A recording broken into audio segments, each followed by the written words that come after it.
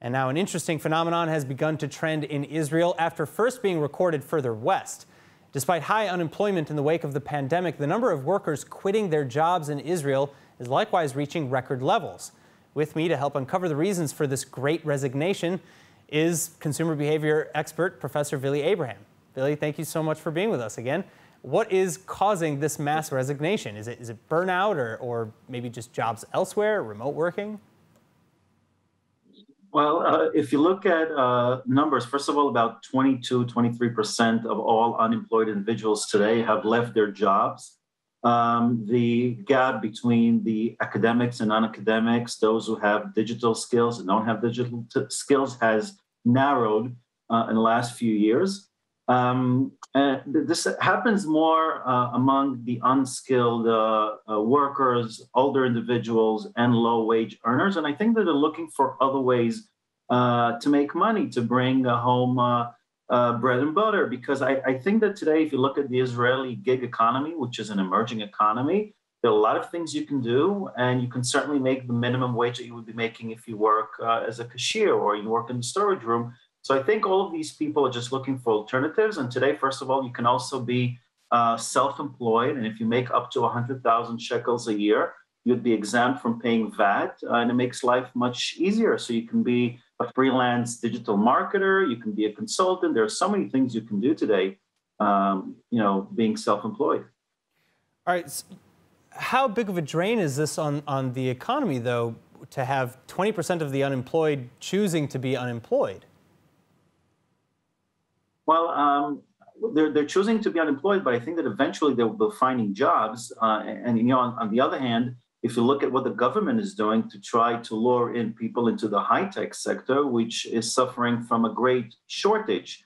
Before COVID-19, there were 15,000 openings in the Israeli high-tech industry, and today it's about 13,500. So we're talking about a 30% drop, but still a serious shortage, and that's what the government has already allocated $500 million for the next 5 years to help integrate people from the Arab sector into the high-tech industry. And now it's taking more steps to lure in other individuals. We're talking about people who are academics and non-academics, people who are from the Arab sector, women, individuals from the Orthodox Jewish community. So it's taking major steps in order to help people integrate into the high-tech, which is actually something that it's the engine that is pushing the Israeli economy forward, because we don't have any resources in the country, and the only resource is the human resource.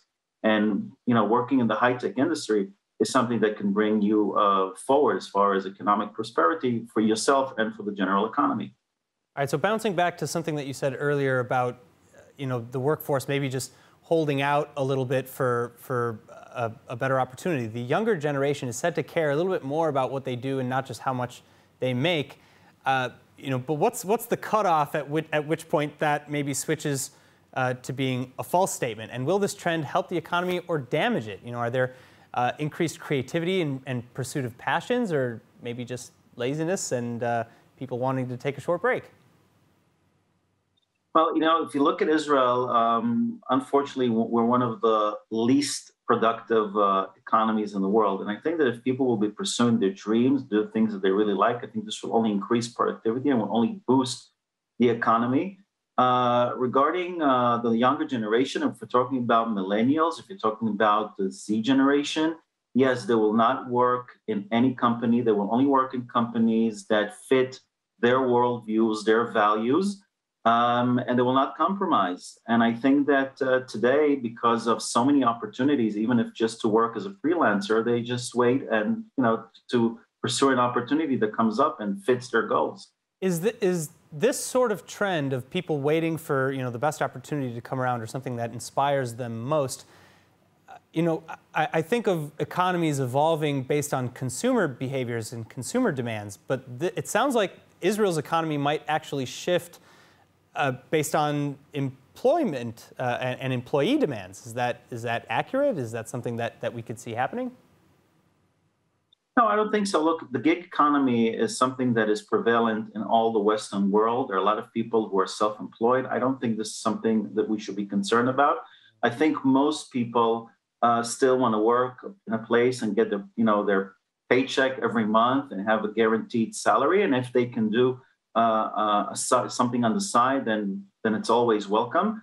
But we're talking about younger generations who I think eventually will be working in a place, in a high-tech company or in a very serious company, but still, as opposed to previous generations, if we look at our parents who worked in one place for a lifetime, this is not something that happens today. People or young millennials, they jump from one position to another, and usually the next place that they find either brings them up the hierarchy or increases their potential or salary. So they're not likely to remain in one place for 20 or 30 years like their parents. All right, Billy Abraham, thank you again so much for being with us. It was a pleasure.